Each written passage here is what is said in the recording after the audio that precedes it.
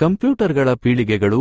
Computer ತಂತ್ರಜ್ಞಾನವು ಕಾಲಾನಂತರದಲ್ಲಿ ಗಮನಾರ್ಹವಾಗಿ ಬದಲಾಗಿದೆ. ಈ ಬದಲಾವಣೆಗಳನ್ನು ವಿವಿಧ ಪೀಳಿಗೆಗಳಾಗಿ ಗುರುತಿಸಲಾಗಿದೆ. ಪ್ರತಿಯೊಂದು ಪೀಳಿಗೆಯೂ ಹೊಸ ತಂತ್ರಜ್ಞಾನದ ಅಳವಡಿಕೆಯನ್ನು ಕಂಡಿತು. ಇದು ಕಂಪ್ಯೂಟರ್ಗಳನ್ನು ಚಿಕ್ಕದಾದ, ವೇಗವಾಗಿ ಮತ್ತು ಹೆಚ್ಚು ಶಕ್ತಿಯುತವಾಗಿಸಿತು. ಪೀಳಿಗೆಗಳು. 1. ಮೊದಲನೆಯ ಪೀಳಿಗೆ 1940 ರಿಂದ 1956. ವ್ಯಾಕ್ಯೂಮ್ ಟ್ಯೂಬ್ಗಳನ್ನು ಬಳಸಿಕೊಂಡು ನಿರ್ಮಿಸಲಾದ ಕಂಪ್ಯೂಟರ್ಗಳು.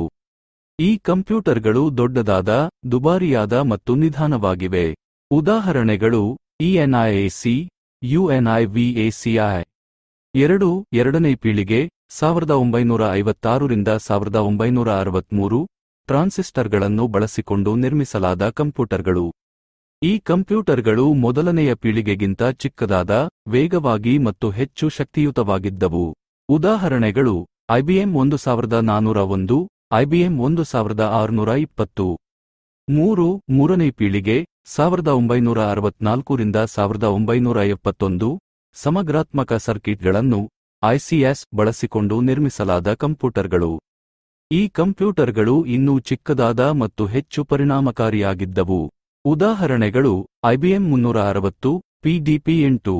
4. ನಾಲ್ಕನೇ ಪೀಳಿಗೆ 1971. ಇಂದಿನವರೆಗೆ ಬಹುದೊಡ್ಡ ಪ್ರಮಾಣದ ಸಂಯೋಜನೆ VLSI ಸರ್ಕಿಟ್ಗಳನ್ನು ಬಳಸಿಕೊಂಡು ನಿರ್ಮಿಸಲಾದ ಕಂಪ್ಯೂಟರ್ಗಳು. ಈ ಕಂಪ್ಯೂಟರ್ಗಳು ವೈಯಕ್ತಿಕ ಕಂಪ್ಯೂಟರ್ಗಳ PCS ಅಭಿವೃದ್ಧಿಗೆ ಕಾರಣವಾದವು. ಉದಾಹರಣೆಗಳು IBM PC, Apple II. 5. ಐದನೇ ಪೀಳಿಗೆ ಇಂದಿನಿಂದ ಮುಂದೆ ಕೃತಕ ಬುದ್ಧಿಮತ್ತೆ AI ಮತ್ತು ಸಮಾನಾಂತರ ಸಂಸ್ಕರಣೆಯಂತಹ ಹೊಸ ತಂತ್ರಜ್ಞಾನಗಳನ್ನು ಬಳಸಿಕೊಂಡು ನಿರ್ಮಿಸಲಾಗುತ್ತಿರುವ ಕಂಪ್ಯೂಟರ್ಗಳು.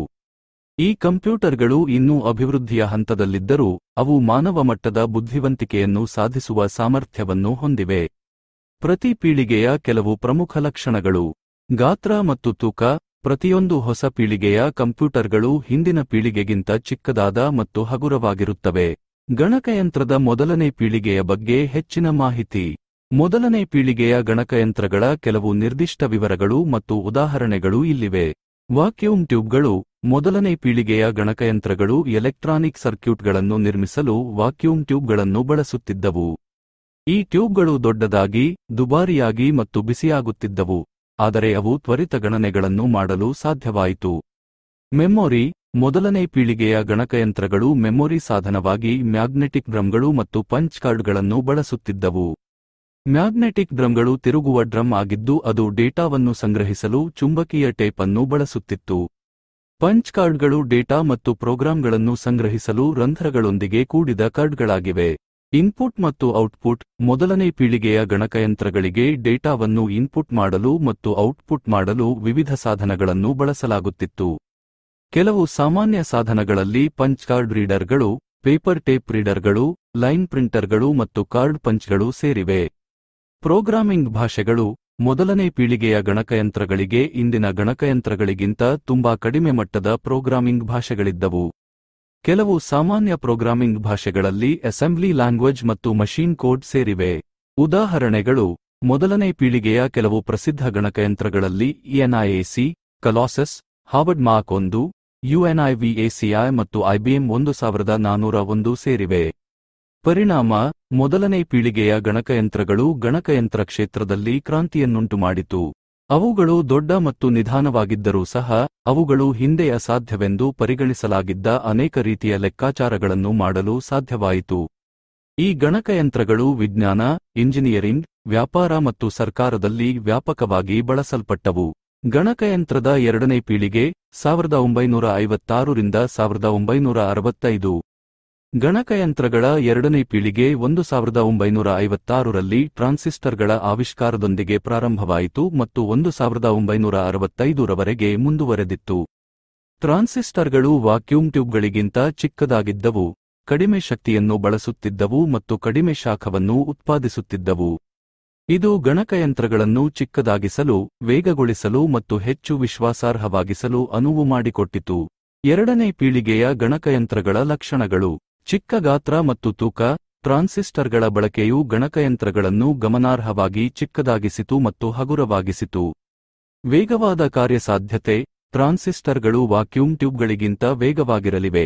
ಇದು ಗಣಕಯಂತ್ರಗಳ ಕಾರ್ಯಕ್ಷಮತೆಯನ್ನು ಗಮನಾರ್ಹವಾಗಿ ಸುಧಾರಿಸಿತು. ಹೆಚ್ಚಿನ ವಿಶ್ವಾಸಾರ್ಹತೆ. ಟ್ರಾನ್ಸಿಸ್ಟರ್ಗಳು ವಾಕ್ಯೂಮ್ ಟ್ಯೂಬ್ಗಳಿಗಿಂತ ಹೆಚ್ಚು ವಿಶ್ವಾಸಾರ್ಹವಾಗಿವೆ. ಇದು ಗಣಕಯಂತ್ರಗಳ ಕಾರ್ಯಸಮಯವನ್ನು ಹೆಚ್ಚಿಸಿತು. ಕಡಿಮೆ ವೆಚ್ಚ.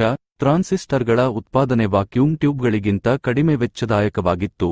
ಇದು ಗಣಕಯಂತ್ರಗಳನ್ನು ಕಡಿಮೆ ವೆಚ್ಚದಲ್ಲಿ ಲಭ್ಯವಾಗುವಂತೆ ಮಾಡಿತು. ಎರಡನೇ ಪೀಳಿಗೆಯ ಗಣಕಯಂತ್ರಗಳ ಪ್ರಮುಖ ಬಳಕೆಗಳು. ವಿಜ್ಞಾನ ಮತ್ತು ಎಂಜಿನಿಯರಿಂಗ್ ಲೆಕ್ಕಾಚಾರಗಳು. ಎರಡನೇ ಪೀಳಿಗೆಯ ಗಣಕಯಂತ್ರಗಳನ್ನು ಹಿಂದಿನ ಪೀಳಿಗೆಗಿಂತ ಹೆಚ್ಚು ಸಂಕೀರ್ಣವಾದ ಗಣನೆಗಳನ್ನು ಮಾಡಲು ಬಳಸಲಾಗುತ್ತಿತ್ತು. ಅವುಗಳನ್ನು ಭೌತಶಾಸ್ತ್ರ, ರಸಾಯನಶಾಸ್ತ್ರ, ಇಂಜಿನಿಯರಿಂಗ್ ಮತ್ತು ಗಣಿತದಂತಹ ಕ್ಷೇತ್ರಗಳಲ್ಲಿ ಬಳಸಲಾಗುತ್ತಿತ್ತು. ವ್ಯವಹಾರ ಮತ್ತು ಆರ್ಥಿಕ ಲೆಕ್ಕಾಚಾರಗಳು. ಎರಡನೇ ಪೀಳಿಗೆಯ ಗಣಕಯಂತ್ರಗಳನ್ನು ವೇತನಪಟ್ಟಿಗಳನ್ನು ಲೆಕ್ಕಹಾಕುವುದು, ಲೆಕ್ಕಪತ್ರಗಳನ್ನು ನಿರ್ವಹಿಸುವುದು ಮತ್ತು ಗ್ರಾಹಕ ಡೇಟಾವನ್ನು ಟ್ರ್ಯಾಕ್ ಮಾಡುವುದು ಮುಂತಾದ ವ್ಯವಹಾರ ಮತ್ತು ಆರ್ಥಿಕ ಲೆಕ್ಕಾಚಾರಗಳಿಗಾಗಿ ವ್ಯಾಪಕವಾಗಿ ಬಳಸಲಾಗುತ್ತಿತ್ತು. ಗಣಕಯಂತ್ರದ ಮೂರನೇ ಪೀಳಿಗೆ 1965 ರಿಂದ 1975. ಗಣಕಯಂತ್ರಗಳ ಮೂರನೇ ಪೀಳಿಗೆ 1965 ರಲ್ಲಿ ಇಂಟಿಗ್ರೇಟೆಡ್ ಸರ್ಕ್ಯೂಟ್ಗಳ ಐಸಿಎಸ್ ಆವಿಷ್ಕಾರದೊಂದಿಗೆ ಪ್ರಾರಂಭವಾಯಿತು ಮತ್ತು 1975 ರವರೆಗೆ ಮುಂದುವರೆದಿತ್ತು. ಒಂದೇ ಚಿಪ್ನಲ್ಲಿ ಹಲವಾರು ಟ್ರಾನ್ಸಿಸ್ಟರ್ಗಳನ್ನು ಒಳಗೊಂಡಿರುತ್ತವೆ. ಇದು ಗಣಕಯಂತ್ರಗಳನ್ನು ಚಿಕ್ಕದಾಗಿಸಲು, ವೇಗಗೊಳಿಸಲು ಮತ್ತು ಕಡಿಮೆ ವೆಚ್ಚದಲ್ಲಿ ಲಭ್ಯವಾಗುವಂತೆ ಮಾಡಿತು. ಮೂರನೇ ಪೀಳಿಗೆಯ ಗಣಕಯಂತ್ರಗಳ ಲಕ್ಷಣಗಳು. ಅತ್ಯಂತ ಚಿಕ್ಕ ಗಾತ್ರ ಮತ್ತು ತೂಕ. ಕಗಳ ಬಳಕೆಯು ಗಣಕಯಂತ್ರಗಳನ್ನು ಗಮನಾರ್ಹವಾಗಿ ಚಿಕ್ಕದಾಗಿಸಿತು ಮತ್ತು ಹಗುರವಾಗಿಸಿತು. ಅತ್ಯಂತ ವೇಗವಾದ ಕಾರ್ಯಸಾಧ್ಯತೆ. ಟ್ರಾನ್ಸಿಸ್ಟರ್ಗಳಿಗಿಂತ ವೇಗವಾಗಿರಲಿವೆ. ಇದು ಗಣಕಯಂತ್ರಗಳ ಕಾರ್ಯಕ್ಷಮತೆಯನ್ನು ಗಮನಾರ್ಹವಾಗಿ ಸುಧಾರಿಸಿತು. ಹೆಚ್ಚಿನ ವಿಶ್ವಾಸಾರ್ಹತೆ. ಕಗಳು ಟ್ರಾನ್ಸಿಸ್ಟರ್ಗಳಿಗಿಂತ ಹೆಚ್ಚು ವಿಶ್ವಾಸಾರ್ಹವಾಗಿವೆ. ಇದು ಗಣಕಯಂತ್ರಗಳ ಕಾರ್ಯಸಮಯವನ್ನು ಹೆಚ್ಚಿಸಿತು. ಕಡಿಮೆ ವೆಚ್ಚ. ಕಗಳ ಉತ್ಪಾದನೆ ಟ್ರಾನ್ಸಿಸ್ಟರ್ಗಳಿಗಿಂತ ಕಡಿಮೆ ವೆಚ್ಚದಾಯಕವಾಗಿತ್ತು. ಇದು ಗಣಕಯಂತ್ರಗಳನ್ನು ಕಡಿಮೆ ವೆಚ್ಚದಲ್ಲಿ ಲಭ್ಯವಾಗುವಂತೆ ಮಾಡಿತು. ಮೂರನೇ ಪೀಳಿಗೆಯ ಗಣಕಯಂತ್ರಗಳ ಪ್ರಮುಖ ಬಳಕೆಗಳು. ವೈಯಕ್ತಿಕ ಕಂಪ್ಯೂಟರ್ಗಳ ಪಿಸಿಎಸ್ ಉದಯ. ಮೂರನೇ ಪೀಳಿಗೆಯ ಗಣಕಯಂತ್ರಗಳು ಅಲ್ಟಾರ್, ಪ್ಲೇಟೋ ಮತ್ತು HP 9100 ನಂತಹ ಮೊದಲ ವೈಯಕ್ತಿಕ ಕಂಪ್ಯೂಟರ್ಗಳ ಅಭಿವೃದ್ಧಿಗೆ ಕಾರಣವಾಯಿತು. ಈ ಕಂಪ್ಯೂಟರ್ಗಳು ವಿಶ್ವವಿದ್ಯಾಲಯಗಳು ಮತ್ತು ಸಂಶೋಧನಾ ಸಂಸ್ಥೆಗಳಲ್ಲಿ ಜನಪ್ರಿಯವಾಗಿದ್ದವು, ಆದರೆ ಅವುಗಳು ಇನ್ನೂ ಸಾಮಾನ್ಯ ಜನರಿಗೆ ತುಂಬಾ ದುಬಾರಿಯಾಗಿದ್ದವು.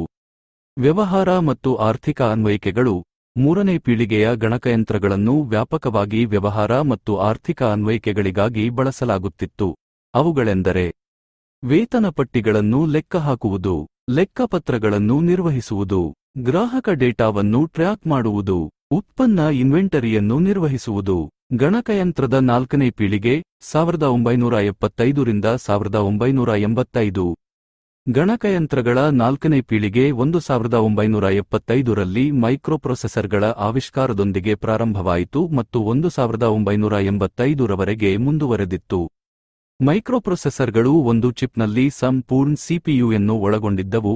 ಇದು ಗಣಕಯಂತ್ರಗಳನ್ನು ಚಿಕ್ಕದಾಗಿಸಲು, ವೇಗಗೊಳಿಸಲು ಮತ್ತು ಕಡಿಮೆ ವೆಚ್ಚದಲ್ಲಿ ಲಭ್ಯವಾಗುವಂತೆ ಮಾಡಿತು. ನಾಲ್ಕನೇ ಪೀಳಿಗೆಯ ಗಣಕಯಂತ್ರಗಳ ಲಕ್ಷಣಗಳು. ಅತ್ಯಂತ ಚಿಕ್ಕ ಗಾತ್ರ ಮತ್ತು ತೂಕ. ಮೈಕ್ರೋಪ್ರೊಸೆಸರ್ಗಳ ಬಳಕೆಯು ಗಣಕಯಂತ್ರಗಳನ್ನು ಗಮನಾರ್ಹವಾಗಿ ಚಿಕ್ಕದಾಗಿಸಿತು ಮತ್ತು ಹಗುರವಾಗಿಸಿತು. ಇದು ಡೆಸ್ಕ್ಟಾಪ್ ಕಂಪ್ಯೂಟರ್ಗಳ ಅಭಿವೃದ್ಧಿಗೆ ಕಾರಣವಾಯಿತು. ಅದು ಮನೆ ಮತ್ತು ವ್ಯವಹಾರಗಳಲ್ಲಿ ಜನಪ್ರಿಯವಾಯಿತು. ಅತ್ಯಂತ ವೇಗವಾದ ಕಾರ್ಯಸಾಧ್ಯತೆ. ಮೈಕ್ರೋಪ್ರೊಸೆಸರ್ಗಳು ಹಿಂದಿನ ಪೀಳಿಗೆಯ ಪ್ರೊಸೆಸರ್ಗಳಿಗಿಂತ ವೇಗವಾಗಿರಲಿವೆ. ಇದು ಗಣಕಯಂತ್ರಗಳ ಕಾರ್ಯಕ್ಷಮತೆಯನ್ನು ಗಮನಾರ್ಹವಾಗಿ ಸುಧಾರಿಸಿತು. ಹೆಚ್ಚಿನ ವಿಶ್ವಾಸಾರ್ಹತೆ. ಮೈಕ್ರೋಪ್ರೊಸೆಸರ್ಗಳು ಹಿಂದಿನ ಪೀಳಿಗೆಯ ಪ್ರೊಸೆಸರ್ಗಳಿಗಿಂತ ಹೆಚ್ಚು ವಿಶ್ವಾಸಾರ್ಹವಾಗಿವೆ. ಇದು ಗಣಕಯಂತ್ರಗಳ ಕಾರ್ಯಸಮಯವನ್ನು ಹೆಚ್ಚಿಸಿತು. ಕಡಿಮೆ ವೆಚ್ಚ. ಮೈಕ್ರೋಪ್ರೊಸೆಸರ್ಗಳ ಉತ್ಪಾದನೆ ಹಿಂದಿನ ಪೀಳಿಗೆಯ ಪ್ರೊಸೆಸರ್ಗಳಿಗಿಂತ ಕಡಿಮೆ ವೆಚ್ಚದಾಯಕವಾಗಿತ್ತು. ಇದು ಗಣಕಯಂತ್ರಗಳನ್ನು ಕಡಿಮೆ ವೆಚ್ಚದಲ್ಲಿ ಲಭ್ಯವಾಗುವಂತೆ ಮಾಡಿತು. ನಾಲ್ಕನೇ ಪೀಳಿಗೆಯ ಗಣಕಯಂತ್ರಗಳ ಪ್ರಮುಖ ಬಳಕೆಗಳು. ವೈಯಕ್ತಿಕ ಕಂಪ್ಯೂಟರ್ಗಳ ಪಿಸಿಎಸ್ ವ್ಯಾಪಕ ಬಳಕೆ. ನಾಲ್ಕನೇ ಪೀಳಿಗೆಯ ಗಣಕಯಂತ್ರಗಳು ಆಪಲ್ II, ಕಾಮೊಡೊ PET ಮತ್ತು IBM PC ನಂತಹ ವೈಯಕ್ತಿಕ ಕಂಪ್ಯೂಟರ್ಗಳ ವ್ಯಾಪಕ ಬಳಕೆಗೆ ಕಾರಣವಾಯಿತು. ಈ ಕಂಪ್ಯೂಟರ್ಗಳು ಮನೆ ಮತ್ತು ವ್ಯವಹಾರಗಳಲ್ಲಿ ಜನಪ್ರಿಯವಾದವು ಮತ್ತು ಅವುಗಳು ಜನರು ಕೆಲಸ ಮಾಡುವ, ಆಟವಾಡುವ ಮತ್ತು ಕಲಿಯುವ ವಿಧಾನವನ್ನು ಕ್ರಾಂತಿಗೊಳಿಸಿತು. ವ್ಯವಹಾರ ಮತ್ತು ಆರ್ಥಿಕ ಅನ್ವಯಿಕೆಗಳು. ನಾಲ್ಕನೇ ಪೀಳಿಗೆಯ ಗಣಕಯಂತ್ರಗಳನ್ನು ವ್ಯಾಪಕವಾಗಿ ವ್ಯವಹಾರ ಮತ್ತು ಆರ್ಥಿಕ ಅನ್ವಯಿಕೆಗಳಿಗಾಗಿ ಬಳಸಲಾಗುತ್ತಿತ್ತು. ಅವುಗಳೆಂದರೆ ವೇತನಪಟ್ಟಿಗಳನ್ನು ಲೆಕ್ಕಹಾಕುವುದು, ಲೆಕ್ಕಪತ್ರಗಳನ್ನು ನಿರ್ವಹಿಸುವುದು. ಗಣಕಯಂತ್ರದ 5ನೇ ಪೀಳಿಗೆ 1985 ಇಂದಿನವರೆಗೆ. ಗಣಕಯಂತ್ರಗಳ 5ನೇ ಪೀಳಿಗೆ 1985ರಲ್ಲಿ very large scale integration VLSI ತಂತ್ರಜ್ಞಾನದ ಆವಿಷ್ಕಾರದೊಂದಿಗೆ ಪ್ರಾರಂಭವಾಯಿತು ಮತ್ತು ಇಂದಿಗೂ ಮುಂದುವರೆದಿದೆ. ವಿಎಲ್ಎಸ್ಐ ತಂತ್ರಜ್ಞಾನವು ಒಂದು ಚಿಪ್ನಲ್ಲಿ ಲಕ್ಷಾಂತರ ಟ್ರಾನ್ಸಿಸ್ಟರ್ಗಳನ್ನು ಇರಿಸಲು ಅನುವು ಮಾಡಿಕೊಟ್ಟಿತು. ಇದು ಗಣಕಯಂತ್ರಗಳನ್ನು ಚಿಕ್ಕದಾಗಿಸಲು, ವೇಗಗೊಳಿಸಲು ಮತ್ತು ಹೆಚ್ಚು ಶಕ್ತಿಯುತವಾಗಿಸಲು ಸಹಾಯ ಮಾಡಿತು. 5ನೇ ಪೀಳಿಗೆಯ ಗಣಕಯಂತ್ರಗಳ ಲಕ್ಷಣಗಳು. ಅತ್ಯಂತ ಚಿಕ್ಕ ಗಾತ್ರ ಮತ್ತು ತೂಕ. ವಿಎಲ್ಎಸ್ಐ ತಂತ್ರಜ್ಞಾನವು ಗಣಕಯಂತ್ರಗಳನ್ನು ಗಮನಾರ್ಹವಾಗಿ ಚಿಕ್ಕದಾಗಿಸಿತು ಮತ್ತು ಹಗುರವಾಗಿಸಿತು. ಇದು ಲ್ಯಾಪ್ಟಾಪ್ ಕಂಪ್ಯೂಟರ್ಗಳು, ನೆಟ್ಬುಕ್ಗಳು ಮತ್ತು ಸ್ಮಾರ್ಟ್ಫೋನ್ಗಳ ಅಭಿವೃದ್ಧಿಗೆ ಕಾರಣವಾಯಿತು. ಅತ್ಯಂತ ವೇಗವಾದ ಕಾರ್ಯಸಾಧ್ಯತೆ. ವಿಎಲ್ಎಸ್ಐ ತಂತ್ರಜ್ಞಾನವು ಹಿಂದಿನ ಪೀಳಿಗೆಯ ಪ್ರೊಸೆಸರ್ಗಳಿಗಿಂತ ವೇಗವಾದ ಪ್ರೊಸೆಸರ್ಗಳ ಅಭಿವೃದ್ಧಿಗೆ ಕಾರಣವಾಯಿತು. ಇದು ಗಣಕಯಂತ್ರಗಳನ್ನು ಹೆಚ್ಚು ಶಕ್ತಿಯುತವಾಗಿಸಿತು ಮತ್ತು ಹೆಚ್ಚು ಸಂಕೀರ್ಣ ಕಾರ್ಯಗಳನ್ನು ನಿರ್ವಹಿಸಲು ಅನುವು ಮಾಡಿಕೊಟ್ಟಿತು. ಹೆಚ್ಚಿನ ಸಂಗ್ರಹಣಾ ಸಾಮರ್ಥ್ಯ. ವಿಎಲ್ಎಸ್ಐ ತಂತ್ರಜ್ಞಾನವು ಹೆಚ್ಚು ಸಂಗ್ರಹಣಾ ಸಾಮರ್ಥ್ಯದೊಂದಿಗೆ ಹಾರ್ಡ್ ಡ್ರೈವ್ಗಳು ಮತ್ತು ಎಸ್ಎಸ್ಡಿಗಳ ಅಭಿವೃದ್ಧಿಗೆ ಕಾರಣವಾಯಿತು. ಇದು ಜನರು ಹೆಚ್ಚು ಡೇಟಾವನ್ನು ಸಂಗ್ರಹಿಸಲು ಮತ್ತು ಅದನ್ನು ತ್ವರಿತವಾಗಿ ಪ್ರವೇಶಿಸಲು ಅನುವು ಮಾಡಿಕೊಟ್ಟಿತು. ನೆಟ್ವರ್ಕಿಂಗ್ ಮತ್ತು ಇಂಟರ್ನೆಟ್ನ ಏರಿಕೆ. 5ನೇ ಪೀಳಿಗೆಯ ಗಣಕಯಂತ್ರಗಳು ನೆಟ್ವರ್ಕಿಂಗ್ ಮತ್ತು ಇಂಟರ್ನೆಟ್ನ ಏರಿಕೆಗೆ ಕಾರಣವಾಯಿತು. ಜನರು ವಿಶ್ವದಾದ್ಯಂತ ಒಬ್ಬರೊಬ್ಬರೊಂದಿಗೆ ಸಂವಹನ ನಡೆಸಲು ಮತ್ತು ಮಾಹಿತಿಯನ್ನು ಹಂಚಿಕೊಳ್ಳಲು ಇದು ಅನುವು ಮಾಡಿಕೊಟ್ಟಿತು. 5ನೇ ಪೀಳಿಗೆಯ ಗಣಕಯಂತ್ರಗಳ ಪ್ರಮುಖ ಬಳಕೆಗಳು. ವೈಯಕ್ತಿಕ ಕಂಪ್ಯೂಟರ್ಗಳ ಪಿಸಿಎಸ್ ವ್ಯಾಪಕ ಬಳಕೆ. 5ನೇ ಪೀಳಿಗೆಯ ಗಣಕಯಂತ್ರಗಳು ವೈಯಕ್ತಿಕ ಕಂಪ್ಯೂಟರ್ಗಳ ಪಿಸಿಎಸ್ ವ್ಯಾಪಕ ಬಳಕೆಗೆ ಕಾರಣವಾಯಿತು.